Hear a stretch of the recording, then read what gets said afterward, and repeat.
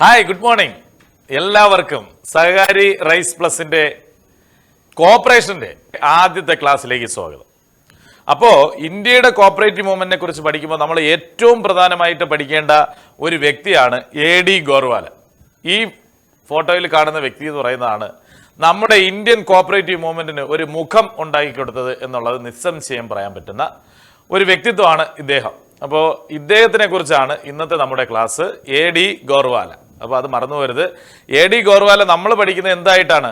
ആൾ India rural credit survey കമ്മിറ്റിയുടെ ചെയർമാനായിട്ടാണ് നമ്മൾ പഠിക്കുന്നത്.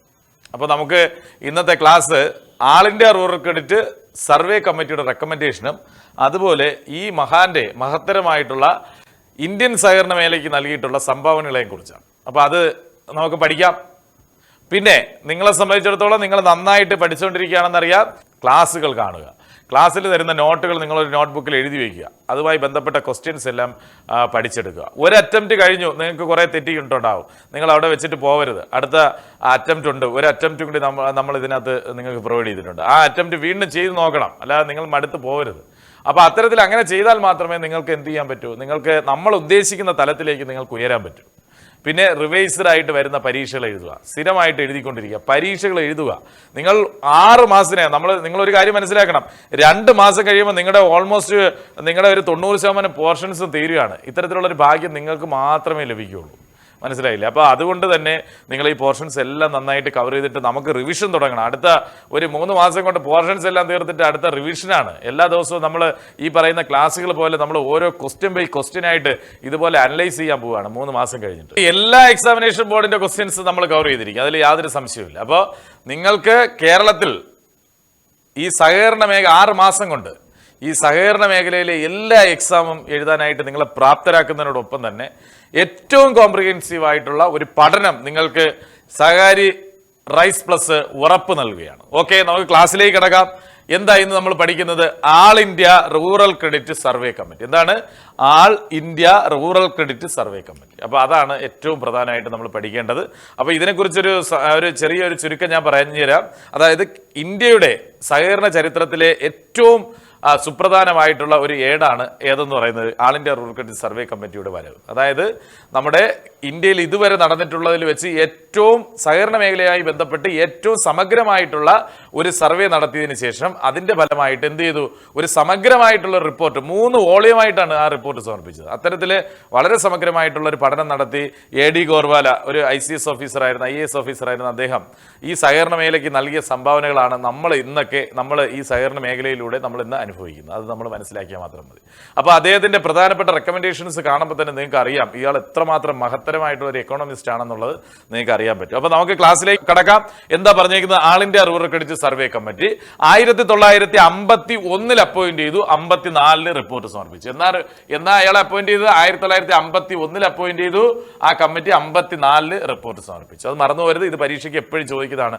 All India rural credit survey committee appoint ചെയ്ത വർഷം, ആ കമ്മിറ്റി റിപ്പോർട്ട് സബ്മിറ്റ് ചെയ്ത വർഷം. അപ്പോൾ അത് നമ്മൾ അറിഞ്ഞിരിക്കണം. ഈ കമ്മിറ്റിയെ പഠിക്കുമ്പോൾ നമ്മൾ ഏറ്റവും പ്രധാനമായിട്ടും പഠിക്കേണ്ടത് അത് അപ്പോയിന്റ് ചെയ്ത വർഷവും അത് റിപ്പോർട്ട് സമർപ്പിച്ച വർഷമാണ്. അതുപോലെ it is the important landmark in the history of cooperative movement in India. അപ്പോൾ ഇന്ത്യയുടെ കോപ്പറേറ്റീവ് മൂവ്മെന്റിലെ ഏറ്റവും സുപ്രധാനമായിട്ടുള്ള ഒരു ഏടാണ് ഏതെന്ന് പറയുന്നത് all India rural credit survey കമ്മിറ്റിയുടെ റിപ്പോർട്ട് എന്ന് പറയുന്നത്. മനസ്സിലായി? അതുകൊണ്ട് തന്നെ all India rural credit survey committee റിപ്പോർട്ടിനെ വിളിക്കുന്നത് considered as the magna carta of Indian cooperative movement എന്നാണ്. അപ്പൊ എന്താ വിളിക്കുന്നത്? മഗ്ന കാർട്ട, ഏറ്റവും പ്രധാനപ്പെട്ട, അതായത് നമ്മുടെ അടിസ്ഥാനപരമായിട്ടുള്ള നിയമമായിട്ടാണ് നമ്മൾ ഏതിനെ അറിയപ്പെടുന്നത്? All India rural credit survey committee. അത്രയും മഹത്തരമായിട്ടുള്ള ഒരു റിപ്പോർട്ടായിട്ടാണ് നമ്മൾ എന്തിനെ വിളിക്കുന്നത്? All India rural credit survey കമ്മിറ്റിയുടെ റിപ്പോർട്ടിനെ വിളിക്കുന്നത്. ഈ കമ്മിറ്റി അപ്പോയിന്റ് ചെയ്ത ആരാണ്? റിസർവ് ബാങ്ക് ഓഫ് ഇന്ത്യ ആണ്. ആ reserve bank of India conference, പൂനെയിൽ വെച്ച് നടന്ന reserve bank of India conference 1951 ഈ all India rural credit survey committee appoint ചെയ്യുന്നത്. ആരെ ചെയർമാനാക്കിക്കൊണ്ട്? AD ഗോർവാലയെ ചെയർമാനാക്കിക്കൊണ്ട്. അന്നത്തെ ഒരു IAS ഓഫീസർ, പ്രമുഖനായ ഒരു സീനിയർ IAS ഓഫീസർ ആയിരുന്നു ആര്? AD ഗോർവാല. അദ്ദേഹത്തിന്റെ ചെയർമാൻഷിപ്പോടുകൂടി എന്ത് ചെയ്തു? റിസർവ് ബാങ്ക് ഓഫ് ഇന്ത്യ ആണ് all India rural credit survey committee appoint ചെയ്യുന്നത്. അപ്പോൾ പരീക്ഷയ്ക്ക് ഒരുപാട് തവണ ചോദിച്ചിട്ടുള്ളതാണ് all India rural credit survey കമ്മിറ്റിയെ അപ്പോയിന്റ് ചെയ്തത് ആരാണ്? അത് ആരാണ്? RBI ആണ്, ഗവൺമെന്റ് ഓഫ് ഇന്ത്യ അല്ല. മറന്നു പോരുതേ, RBI ആണ്, റിസർവ് ബാങ്ക് ഓഫ് ഇന്ത്യ ആണ്. അതുപോലെ ഈ കമ്മിറ്റിയിൽ 3 അംഗങ്ങൾ ഇദ്ദേഹത്തെ കൂടാതെ ഉണ്ടായിരുന്നു. ഇദ്ദേഹം എ ഡി ഗോർവാല ചെയർമാനും അതുപോലെ പ്രമുഖരായിട്ടുള്ള സഹകാരികളായിരുന്നു. നമുക്കറിയാം DR ഗാഡ്ഗിൽ, അറിയാലോ DR ഗാഡ്ഗിലിനെ നമുക്കറിയാം ആരാണ്, നമ്മുടെ കോപ്പറേറ്റീവ് കോമൺവെൽത്തിന്റെ പിതാവാണ്. അതുപോലെ വെങ്കിടപൈ, പിന്നീട് ഇദ്ദേഹത്തിന്റെ ചെയർമാൻഷിപ്പോട് കൂടി all India road credit review committee എന്ന് പറഞ്ഞിട്ട് എന്ത് ചെയ്തിട്ടുണ്ട്, ഒരു കമ്മിറ്റി വന്നിട്ടുണ്ട്. അപ്പൊ വെങ്കിടപൈ, അതുപോലെ NSR ശാസ്ത്രി ആയിരുന്നു ഈ കമ്മിറ്റിയുടെ സെക്രട്ടറി ആയിട്ടുണ്ടായിരുന്നു. ആരാണ്? NSR ശാസ്ത്രി ആയിരുന്നു ഈ കമ്മിറ്റിയുടെ സെക്രട്ടറി. അങ്ങനെ ഈ 3 പേരും അതിനോടൊപ്പം തന്നെ അതിന്റെ ചെയർമാനായിട്ട് AD ഗോർവാലെ, അങ്ങനെ 4 പേരടങ്ങുന്ന ഒരു കമ്മിറ്റിയാണ് ഇത്രയും വിശാലമായിട്ടുള്ളൊരു പഠനം നടത്തി. എങ്ങനെയാ അവർ വിശാലമായിട്ടുള്ള പഠനം നടത്തി നോക്കിയേ? 76 ജില്ലകളിൽ ഒരു പഠനം നടത്തി. 76 ജില്ലകളിൽ, അതുപോലെ 600 വില്ലേജുകൾ സന്ദർശിച്ചു, 600 ഗ്രാമങ്ങൾ സന്ദർശിച്ച് 1.25 ലക്ഷം കുടുംബങ്ങൾ സന്ദർശിച്ച് അവരുടെ സർവേയുടെ ബേസിലാണ് എന്ത് ചെയ്യുന്നത്, ഈ all India rural credit survey committee അവരുടെ റിപ്പോർട്ട് സമർപ്പിക്കുന്നത്. അപ്പോൾ ഇത്രയും സമഗ്രമായിട്ടുള്ള ഒരു പഠനം ഇന്ത്യ ചരിത്രത്തിൽ ഒരു കമ്മിറ്റി നടത്തിയിട്ടില്ലെന്നുള്ളതാണ് ഈ റിപ്പോർട്ടിന്റെ ഏറ്റവും പ്രധാനപ്പെട്ട ഒരു പ്രത്യേകത എന്ന് പറയുന്നത്. അത് മാത്രമല്ല, ഇത്രയും വലിയൊരു പഠനം, സമഗ്രമായിട്ടുള്ള ഒരു പഠനം നടത്തിയതുകൊണ്ട് തന്നെ ആ റിപ്പോർട്ടിന് അത്രത്തോളം ഒരു സമഗ്രതയുണ്ട്, അത്രത്തോളം ആ റിപ്പോർട്ടിന് ഒരു വാലിഡിറ്റി ഉണ്ട്. അതെന്താണെന്നുള്ളത് നമുക്ക് ഈ റിപ്പോർട്ടിന്റെ കാര്യങ്ങൾ ഓരോന്നായിട്ട് പറയുമ്പോൾ നിങ്ങൾക്ക് മനസ്സിലായി. അപ്പൊ ഇത്തരം കാര്യങ്ങൾ മനസ്സിലായി. All India rural credit survey committee പരീക്ഷയ്ക്ക് ചോദിക്കും. AIRCSC എന്താണ്? ആൾ ഇന്ത്യ എന്താണ് എന്ന് ചോദിച്ചാൽ all India rural credit survey കമ്മിറ്റിയാണ്. ആൾ ഇന്ത്യ ഇങ്ങനെ എഴുതാം അല്ലെ, all India rural credit survey committee, AIRCSC എന്ന് എഴുതി കഴിഞ്ഞാലും എന്താണ്, all India rural credit survey കമ്മിറ്റിയാണ്. ഈ കമ്മിറ്റി അപ്പോയിന്റ് ചെയ്ത വർഷം 1951 അറിയാം. ആ കമ്മിറ്റി റിപ്പോർട്ട് സമർപ്പിച്ച് 1954 എന്ന് ചോദിക്കാം. അതുപോലെ dash is important landmark in the history of cooperative movement in India എന്ന് ചോദിച്ചു കഴിഞ്ഞാൽ all India rural credit survey committee report ആണെന്നറിയാം. That is considered as the magna carta of Indian cooperative movement എന്ന് വെച്ചാൽ അത് all India rural credit survey committee report ആണെന്നറിയാം. All India rural credit survey committee appoint ചെയ്താരെന്ന് വെച്ചാൽ അത് RBI ആണെന്നറിയാം. അത് ഏത് RBI കോൺഫറൻസിൽ വെച്ചാണെന്ന് വെച്ചാൽ പൂനെയിൽ 1951 നടന്ന RBI കോൺഫറൻസിലാണെന്നറിയാം. ഈ കമ്മിറ്റിയിൽ ഇദ്ദേഹത്തെ കൂടാതെ എത്ര അംഗങ്ങൾ ഉണ്ടായിരുന്നു വെച്ചാൽ 3 അംഗങ്ങൾ ഉണ്ടായിരുന്നു. ആരൊക്കെയായിരുന്നു ഇതിലെ അംഗങ്ങൾ എന്ന് ചോദിച്ചാൽ DR ഗാഡ്ഗിലും വെങ്കടപൈ NSR ശാസ്ത്രി ആയിരുന്നു അറിയാം. അതുപോലെ ഈ കമ്മിറ്റിയുടെ സെക്രട്ടറി ആരാണെന്ന് വെച്ചാൽ NSS ശാസ്ത്രി ആണെന്ന് പറയാം. ഓക്കെ, അപ്പൊ ഇത്രയും ക്വസ്റ്റ്യൻസ് നമ്മൾ പഠിച്ചു കഴിഞ്ഞു. ഓക്കെ, നമുക്ക് അടുത്തതിലേക്ക് പോവാം. ഇനി പറയുന്നു ഈ കമ്മിറ്റി എങ്ങനെയാണ് റിപ്പോർട്ട് സമർപ്പിച്ചതെന്നുള്ളതാണ്. ഈ കമ്മിറ്റി 1954 റിപ്പോർട്ട് സമർപ്പിച്ചത് നമ്മൾ പഠിച്ചു അല്ലെ. അപ്പൊ 1954 ഈ കമ്മിറ്റി റിപ്പോർട്ട് സമർപ്പിച്ചത് 3 വോളിയമായിട്ടാണ്, 3 ഘട്ടമായിട്ടാണ് എന്ത് ചെയ്തത്, 3 പുസ്തകങ്ങളായിട്ടാണ് ഇവര് റിപ്പോർട്ട് സമർപ്പിച്ചത്. അതിന്റെ ആദ്യത്തെ വോളിയത്തെ സർവേ റിപ്പോർട്ടെന്നും, രണ്ടാമത്തെ ജനറൽ റിപ്പോർട്ടെന്നും, മൂന്നാമത്തെ ടെക്നിക്കൽ റിപ്പോർട്ടെന്നും പറഞ്ഞിട്ട് 3 റിപ്പോർട്ടുകൾ അവതരിപ്പിച്ചു. All India rural credit survey committee അവതരിപ്പിച്ചു. അപ്പോൾ ആൾ ഇന്ത്യ റൂറൽ ക്രെഡിറ്റ് ഈ റിപ്പോർട്ടുകൾ അങ്ങോട്ട് അവതരിപ്പിക്കുമ്പോൾ ആൾ ഇന്ത്യ റൂറൽ ക്രെഡിറ്റ് പറഞ്ഞ ഏറ്റവും പ്രധാനപ്പെട്ട പോയിന്റ്, അതായത് ഏറ്റവും പ്രധാനപ്പെട്ട കാര്യം, ഈ റിപ്പോർട്ട് അവതരിപ്പിക്കുമ്പോൾ റിപ്പോർട്ട് മുമ്പ് കൊണ്ടുവച്ചിട്ട് ഈ പറയുന്ന AD ഗോർവാല എണീറ്റ് എന്ന് പറഞ്ഞത് എന്താണെന്ന് അറിയാമോ? Cooperation has failed but it must succeed. എന്താ പറഞ്ഞത്? Cooperation has failed but it must succeed. എന്താണ്? കോപ്പറേഷൻ പരാജയപ്പെട്ടു, പക്ഷേ ഇത് വിജയിച്ചേ തീരൂ എന്നാണ് ആര് പറഞ്ഞത്? All India rural credit survey committee പറഞ്ഞത്. എന്താ പറഞ്ഞത്? Cooperation has failed but it must succeed. എന്താണ്? കോപ്പറേഷൻ പരാജയപ്പെട്ടു, എന്നാൽ അത് വിജയിച്ചേ തീരൂ, അത് കാലഘട്ടത്തിന്റെ അനിവാര്യതയാണ് എന്നുള്ളതാണ് ആര് പറഞ്ഞത്? All India rural credit survey committee പറഞ്ഞത്. അതുപോലെ ദ കമ്മിറ്റിയുടെ റെക്കമെൻഡേഷനെ അറിയപ്പെടുന്നത്, ഈ കമ്മിറ്റി ഇത്രയും വോളിയമായിട്ട് നമ്മൾ റിപ്പോർട്ട് കൊടുത്തല്ലോ, ആ റിപ്പോർട്ടിന്റെ റെക്കമെൻഡേഷൻസ്, ഈ കമ്മിറ്റി നടപ്പാക്കാൻ കുറെ റെക്കമെൻഡേഷൻസ് പറഞ്ഞിട്ടുണ്ട്. ആ റെക്കമെൻഡേഷൻസിനെ മുഴുവനായിട്ട് നമ്മൾ വിളിക്കുന്നത്, അല്ലെങ്കിൽ ഈ കമ്മിറ്റിയുടെ റെക്കമെൻഡേഷനെ മുഴുവനായിട്ട് ആ റിപ്പോർട്ടിൽ പറഞ്ഞിരിക്കുന്നത് integrated scheme for rural development എന്നാണ്. എന്താണ്? Integrated scheme for rural development. അപ്പോൾ എന്താണ്? നമ്മുടെ ഗ്രാമീണ വികസനത്തിന് വേണ്ടിയിട്ടുള്ള സമഗ്രമായിട്ടുള്ള ഒരു പദ്ധതിയാണ് ആര് കൊണ്ടുവന്നത്? ഈ പറയുന്ന all India rural credit survey committee. അപ്പൊ എന്താണ്? ഗ്രാമീണ വികസനത്തിനുള്ള സമഗ്ര പദ്ധതി എന്നുള്ള പേരിലാണ് എന്ത് ചെയ്തത്? ഈ പറയുന്ന all India rural credit survey committee അവരുടെ റിപ്പോർട്ട് അവതരിപ്പിച്ചത്. അപ്പൊ അവരുടെ റെക്കമെൻഡേഷന്റെ ഏറ്റവും പ്രധാന, പരീക്ഷയിൽ ചോദിക്കും എന്താണ്? Cooperation has failed it must succeed എന്ന് പറഞ്ഞത് ആര്? All India rural credit survey committee. ഇവർ എത്ര വോളിയമായിട്ട് റിപ്പോർട്ട് സമർപ്പിച്ചു എന്ന് ചോദിച്ചാൽ 3 വോളിയമായിട്ടാണ് റിപ്പോർട്ട് സമർപ്പിച്ചത്. അതുപോലെ ഇവരുടെ റെക്കമെൻഡേഷൻ എല്ലാം കൂടെ ചേർത്തിട്ട് വിളിക്കുന്ന പേരെന്താണെന്ന് ചോദിച്ചാൽ നിങ്ങൾ എന്ത് എഴുതും? Integrated scheme for rural development എന്ന് പറയും. മനസ്സിലായോ?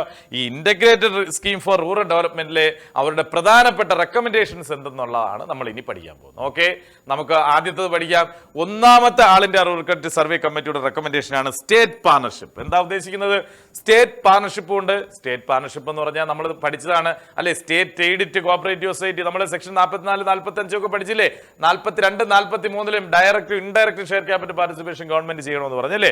അപ്പൊ അത് ആരാണ് അന്ന് ഞാൻ പഠിപ്പിച്ച പറഞ്ഞു, അത് ആരാണ് നമ്മൾ റെക്കമെൻഡ് ചെയ്തത്? ആൾ ഇന്ത്യ റൂറൽ ക്രെഡിറ്റ് സർവേ കമ്മിറ്റിയാണെന്ന് പറഞ്ഞു അല്ലേ. അപ്പൊ എന്താ പറഞ്ഞത്? എല്ലാ സഹകരണ സൊസൈറ്റികളിലും എന്ത് ചെയ്യണം? ഗവൺമെന്റിന്റെ പാർട്ടിസിപ്പേഷൻ കൊണ്ടുവരണം. അതായത് എങ്ങനെ പാർട്ടിസിപ്പേഷൻ കൊണ്ടുവരണം? ഗവൺമെന്റ് ഷെയർ ക്യാപിറ്റൽ പാർട്ടിസിപ്പേഷൻ കൊണ്ടുവരണം. അപ്പോ എന്താ ഉണ്ടാവുന്നത്? അത് it wins the confidence of the public. അപ്പൊ എന്ത് ചെയ്യും? പബ്ലിക്കിന്റെ ഇടയിൽ, ജനങ്ങളുടെ ഇടയിൽ എന്ത് ചെയ്യും? സഹകരണ സ്ഥാപനങ്ങളുടെ പേരിലുള്ള സഹകരണ സ്ഥാപനങ്ങളിൽ ഒരു വിശ്വാസം ജനങ്ങൾക്ക് വരികയും ജനങ്ങൾ അതിലേക്ക് അടുക്കുകയും അവർ മെമ്പറായി മാറുകയും ആ സഹകരണ സ്ഥാപനങ്ങൾ വളരുകയും ചെയ്യും എന്നുള്ളതാണ് ആര് പറഞ്ഞത്? All India rural credit survey committee പറഞ്ഞു. പക്ഷേ അദ്ദേഹം ഒരു കാര്യം കൂടെ പറഞ്ഞു. ആര്? AD ഗോർവാല കമ്മിറ്റി എന്ത് പറഞ്ഞു? The state partnership does not mean state control. State partnership എന്ന് പറഞ്ഞാൽ ഒരിക്കലും എന്തല്ല? ഒരിക്കലും സ്റ്റേറ്റ് കൺട്രോൾ അല്ല. എന്താ സ്റ്റേറ്റ് കൺട്രോൾ കൊണ്ട് ഉദ്ദേശിക്കുന്നത്? സ്റ്റേറ്റ് കൺട്രോൾ എന്ന് പറഞ്ഞാൽ എന്താ? സഹകരണ സ്ഥാപനങ്ങളിൽ ഷെയർ ക്യാപിറ്റൽ പാർട്ടിസിപ്പേഷൻ എടുത്ത് ഗവൺമെന്റ് എന്ത് ചെയ്തു? ഗവൺമെന്റിന്റെ കൂടി ഉടമസ്ഥയിൽ കോപ്പറേറ്റീവ് സൊസൈറ്റികൾ ആയിക്കഴിഞ്ഞിട്ട് ഗവൺമെന്റ് ഒരു കാരണവശാലും ചെന്ന് കോപ്പറേറ്റീവ് സൊസൈറ്റികളുടെ കാര്യങ്ങളിൽ കൈകടത്താനോ അവരിൽ നിയന്ത്രണം അടിച്ചേൽപ്പിക്കാനോ ശ്രമിക്കരുത്. കാര്യം എന്തുകൊണ്ടാ? കോപ്പറേറ്റീവ് പ്രിൻസിപ്പിൾസിൽ പറയുന്നത് എന്താ? എല്ലാ കോപ്പറേറ്റീവ് സൊസൈറ്റികളും ഓട്ടോണമി ആൻഡ് ഇൻഡിപെൻഡൻസോട് പ്രവർത്തിക്കുന്നതാണ്. അപ്പോൾ ഇത്തരത്തിൽ സ്റ്റേറ്റ് പാർട്ണർഷിപ്പ് നമ്മൾ സഹകരണ സ്ഥാപനങ്ങൾ കൊടുക്കുന്നതോടുകൂടി അത്തരത്തിൽ അവരുടെ ഓട്ടോണമിയിലും ഇൻഡിപെൻഡൻസിലും കൈകടത്തരുത് എന്നുള്ളത് ആര് പറഞ്ഞു? All India rural credit survey committee പറഞ്ഞു. അപ്പോൾ പരീക്ഷയിൽ ചോദിക്കും state partnership does not mean state control എന്ന് പറഞ്ഞാൽ ആരെന്ന് ചോദിച്ചാൽ ആരാണ്? All India rural credit survey കമ്മിറ്റിയാണെന്ന് പറഞ്ഞു. അപ്പോൾ സ്റ്റേറ്റ് പാർട്ണർഷിപ്പ് റെക്കമെൻഡ് ചെയ്ത് ആരാണെന്ന് ചോദിച്ചാൽ നിങ്ങൾ ആരെന്നെഴുതും? ആരെന്നെഴുതും? നിങ്ങൾ all India rural credit survey committee എന്ന് എഴുതും.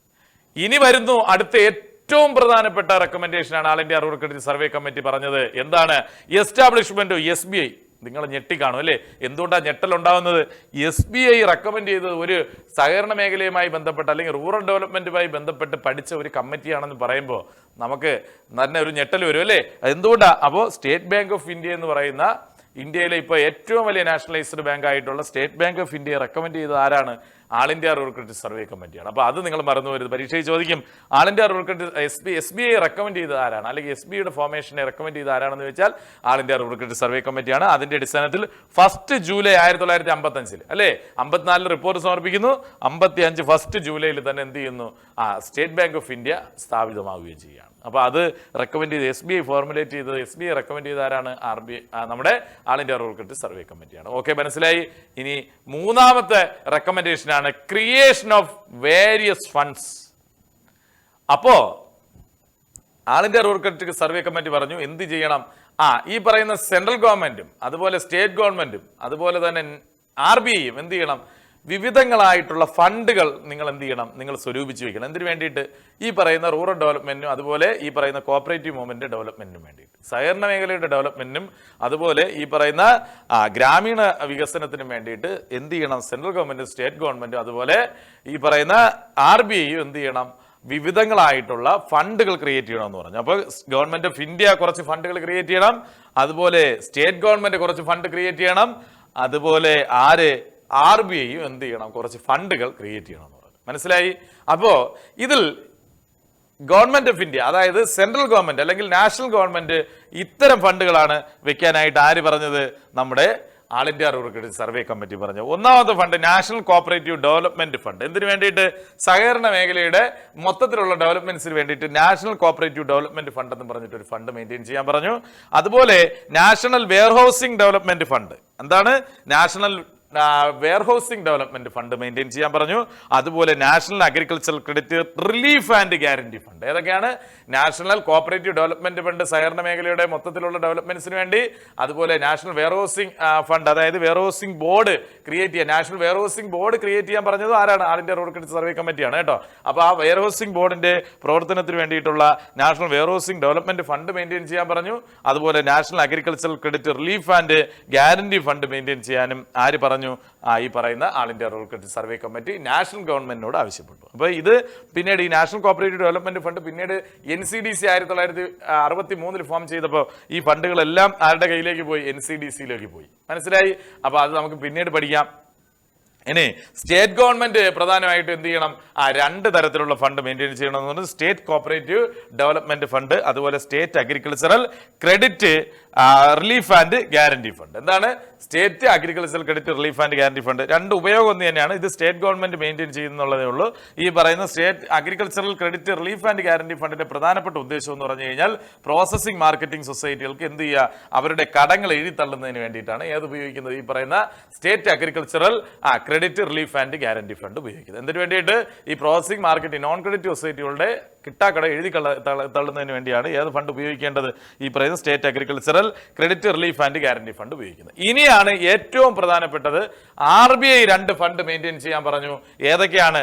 National agricultural credit long term operation ഫണ്ടും അതുപോലെ national agricultural credit stabilisation fund. മനസ്സിലായോ? അപ്പൊ RBI പറഞ്ഞു രണ്ട് ഫണ്ട് നിങ്ങൾ മെയിൻറ്റെയിൻ ചെയ്യണം. ഏതൊക്കെയാണ്? National agriculture credit long term operation ഫണ്ടും അതുപോലെ നാഷണൽ അഗ്രികൾച്ചർ ക്രെഡിറ്റ് സ്റ്റെബിലൈസേഷൻ ഫണ്ടും. മനസ്സിലായി? അപ്പോ മൂന്ന് ഇൻസ്റ്റിറ്റ്യൂഷനോട്, അതായത് മൂന്ന് തരത്തിലുള്ള പിന്നെ നാഷണൽ ഗവൺമെന്റിനോടും അതുപോലെ സ്റ്റേറ്റ് ഗവൺമെന്റിനോടും അതുപോലെ RBIയോടും റൂറൽ ഡെവലപ്മെന്റിനും അതുപോലെ തന്നെ കോപ്പറേറ്റീവ് ഡെവലപ്മെന്റിനും വേണ്ടി ഇത്തരത്തിലുള്ള ഫണ്ടുകൾ മെയിൻറ്റെയിൻ ചെയ്യാൻ ആര് പറഞ്ഞു? നമ്മുടെ all India rural credit survey committee പറഞ്ഞു. അപ്പോൾ നിങ്ങൾക്ക് ഇത് പരീക്ഷയ്ക്കൊന്നും അങ്ങനെ ചോദിച്ചിട്ടില്ല. പക്ഷേ നിങ്ങൾ ഇത് മനസ്സിലാക്കണം. ഏതാണ്? National agriculture credit long term operation fund. ഇവിടെ അഗ്രികൾച്ചർ എന്ന് കണ്ടു കഴിഞ്ഞാൽ RBI വന്നതിന് ശേഷം എന്ത് ചെയ്തു? ഈ ഫണ്ടിനെ എടുത്ത് അങ്ങോട്ട് കൊണ്ടുപോയി. ആര് കൊണ്ടുപോയി? നബാർഡ് വന്നതിന് ശേഷം എന്ത് ചെയ്തു? ഈ national agricultural long term operation fund അതുപോലെ നാഷണൽ അഗ്രികൾച്ചർ ക്രെഡിറ്റ് സ്റ്റെബിലൈസേഷൻ ഫണ്ടിനെ എന്ത് ചെയ്തു? നബാർഡാണ് പിന്നീട് മെയിൻറ്റെയിൻ ചെയ്യുന്നത്. പക്ഷേ അതിന്റെ പേര് ഈ അഗ്രികൾച്ചറൽ ക്രെഡിറ്റിന്റെ സ്ഥാനത്ത് റൂറൽ ക്രെഡിറ്റ് എന്നായി. ഇത്രയേ ഉള്ളൂ. ഒബ്ജക്റ്റ് ഒന്ന് തന്നെയാണ്, വേറെ വിഷയമൊന്നുമില്ല. പക്ഷേ ഈ പറയുന്ന national rural credit long term operation fund ആര് മെയിൻറ്റെയിൻ ചെയ്യുന്നത് വെച്ചാൽ അത് നബാർഡ്. ഇനി national agriculture credit long term operation fund ആരാണ് മെയിൻറ്റെയിൻ ചെയ്തിരുന്നതെന്ന് വെച്ച് കഴിഞ്ഞാൽ അത് RBI ആണ്. അത് മനസ്സിലായി? അതുപോലെ national agriculture credit stabilisation fund ചോദിച്ചു കഴിഞ്ഞാൽ അത് അത് നമ്മുടെ RBI. അതേസമയം നാഷണൽ റൂറൽ ചോദിച്ചു കഴിഞ്ഞാൽ അതാര്?